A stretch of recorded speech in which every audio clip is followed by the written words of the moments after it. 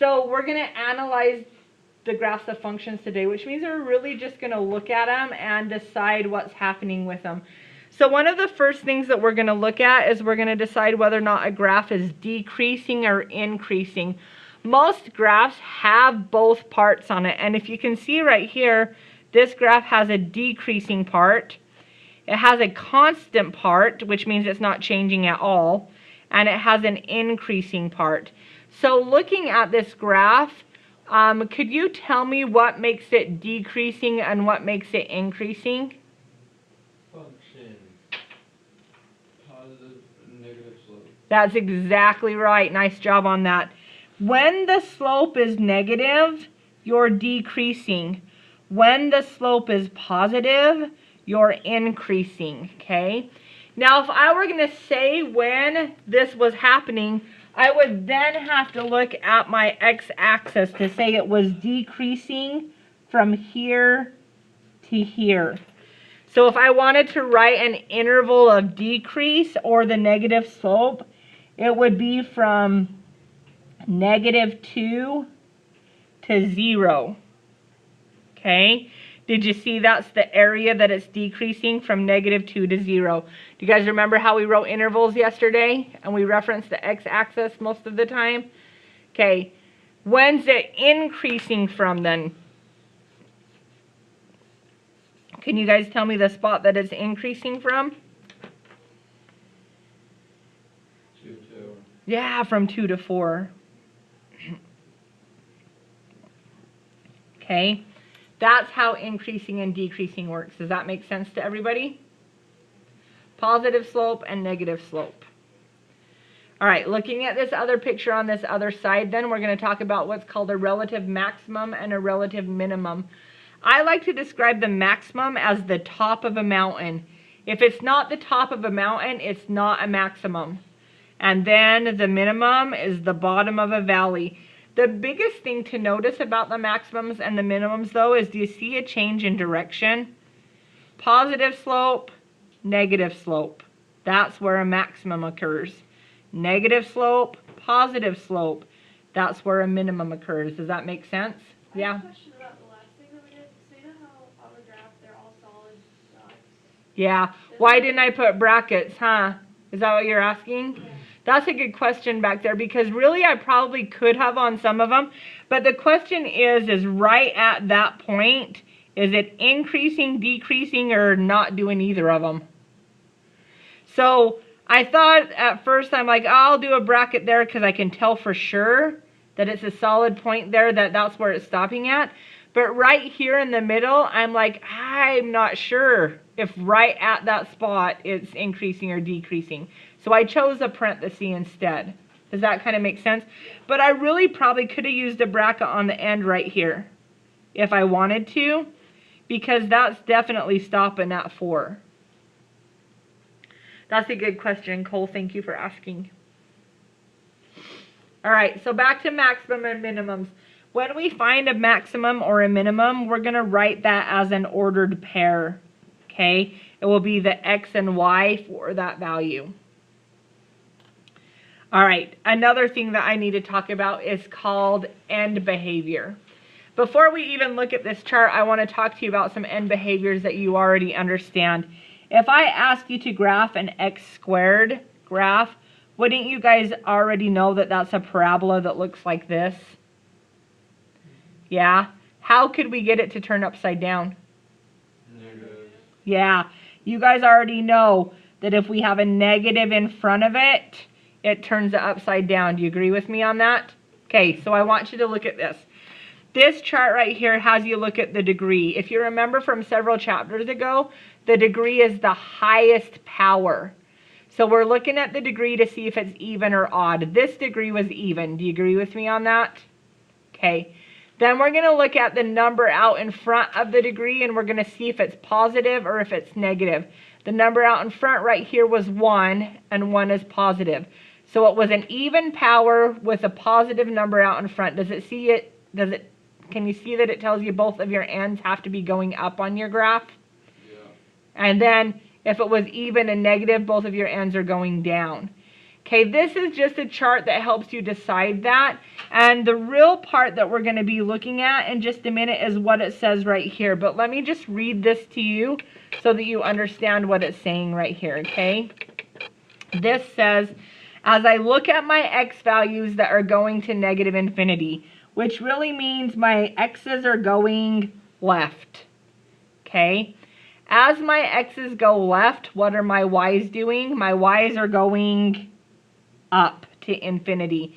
And let me show you what I mean here on this graph. If we're looking right here and this was the origin on my graph, say this is the origin. As my x's go left, what are my y's doing? They're going up. As my x's go right, what are my y's doing? They're going up. So this is the fancy way to say as my x's go right, my y's go up. As my x's go left, my y's go up. Here this says as my x's go left, my y's go down. As my x's go right, my y's go up. Okay, we'll work on this, and hopefully after a couple of days using this chart, you won't be confused on what it is, okay? The last thing we're going to do today on this note-taking guide is decide whether or not it's positive or negative parts of a function. Positive is where the graph is above the x-axis, and negative is where the graph is below the x-axis. And I'll show you how to do that on the other side. So let's flip this over and see whether or not we can do those things to our graph, okay? And our graph looks like this.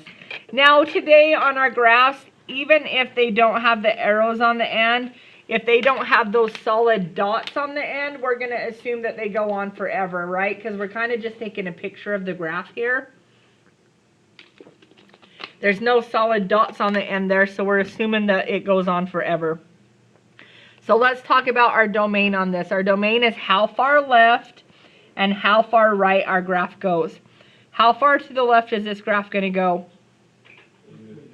Yeah, negative infinity. Good. How far right is it going to go?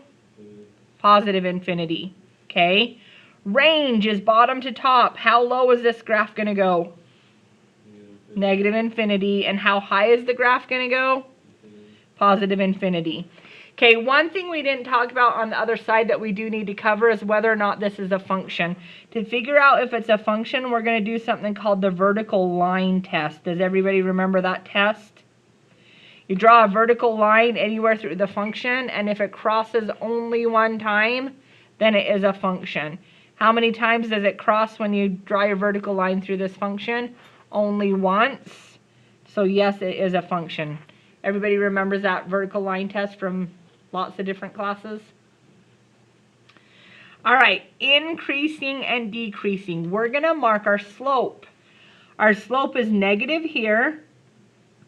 Right here it changes to positive. And then right here it changes back to negative. Do you guys agree with me on the way I've marked my slope? Okay, what I'm going to do then is I'm going to now write the interval of increase. The interval of increase is where my positive slope happens. So can you see that I'm going to reference the x-axis here, and you're going to tell me the interval of the positive slope. My positive slope started where? Yeah, so this is an interesting thing because all last class we said this was -1 and +1, but do you see how it's counting by twos? Yeah, I'm going to correct this right here and say that's -2 and +2 before we get messed up on what that is, because it's really counting by twos on this graph, right? So my interval of increase starts at -2 and it ends at +2. Okay? Now my intervals of decrease, though, how many intervals of decrease do I have? I have this spot over here, and then I have this spot over here.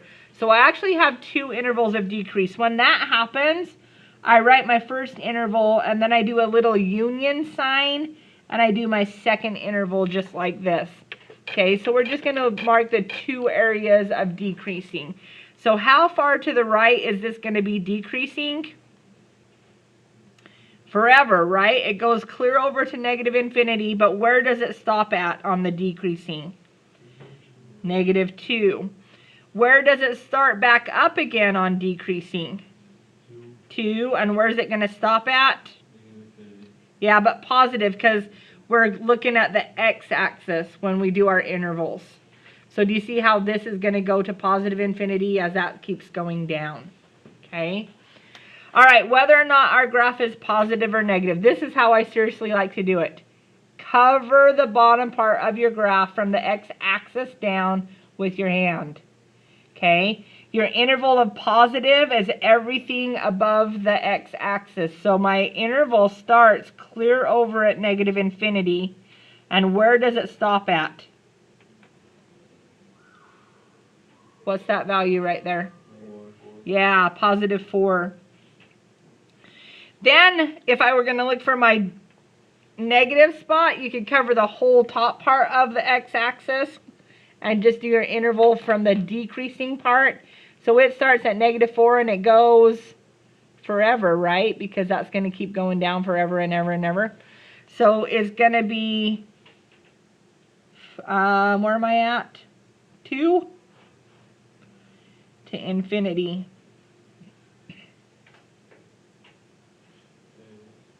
Isn't it negative infinity? It's actually positive infinity because it's in the positive direction we're moving. You guys are looking at the direction the graph's going, that it's going down. But remember when we write an interval, we really write the interval from here to where it stops on the x-axis. And it's going to keep traveling to the right, so it's going to be positive infinity. All right, end behavior. I'm seriously going to teach you how to check the chart. The left side goes up, the right side goes down. So come over here and look.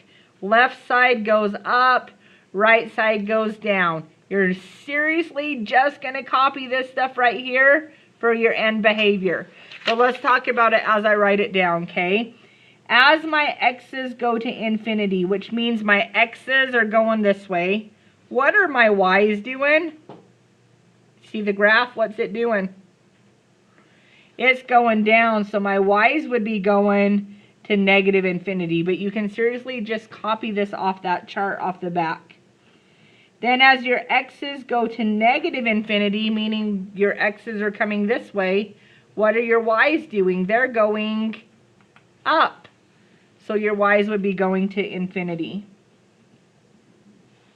Okay. All right, relative maximums and minimums. Is there a top of a mountain? Yeah, right here. What's that ordered pair? Over 2, up 4, right? So the ordered pair is 2, 4. And then the relative minimum, the bottom of the valley. What ordered pair is that? -2, 0. Okay, that's the first example of doing everything that we need to do on the graph. We're going to do one more together.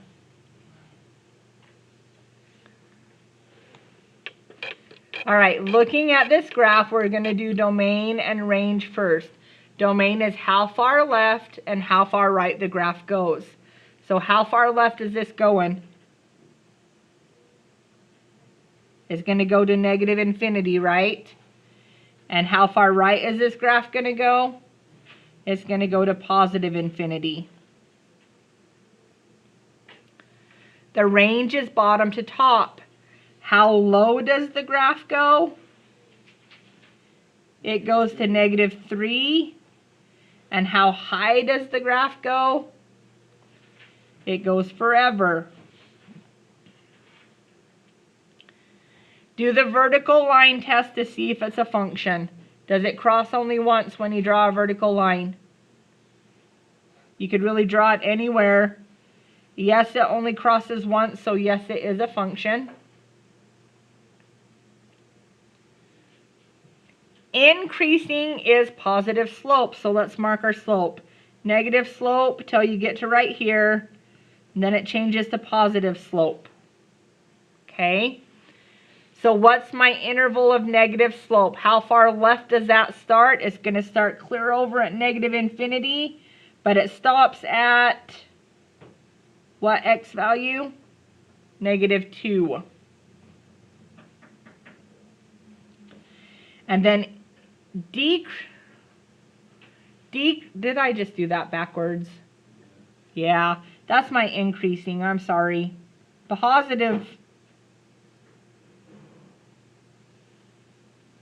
I wrote my decreasing on my increasing because the decreasing is negative slope. So that's where my negative slope is at. My positive slope is the increasing part. So from negative 2 to infinity, because it's where my positive slope starts, where my positive slope ends, which would be forever. Sorry, I did that backwards. All right, our positive parts of our graph is everything above the x-axis. So we have two parts we're going to have to write here. Okay, it starts above the x-axis, clear over at negative infinity, but it stops right here at negative 4.5. Then it starts above the x-axis again at, like, do you want to call that 0.5? And it goes forever again, still above the x-axis.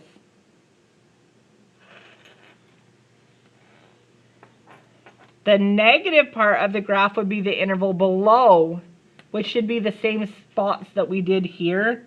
So a negative 4.5 to a positive 0.5 for my negative spots. End behavior, seriously flip this over, check it out. Both ends go up. So over here, both ends go up. You're going to rewrite this part right here. Okay? Until you have it memorized, which might not be till next year in Math 3. But as your x's go to infinity, your y's go to infinity. As your x's go to negative infinity, your y's are still going up to infinity. All right. The last one is there a maximum or a minimum? Maximums are the top of mountains. Are there any tops of a mountain? Nope, so we're going to put empty set for that. And then is there a bottom of the valley?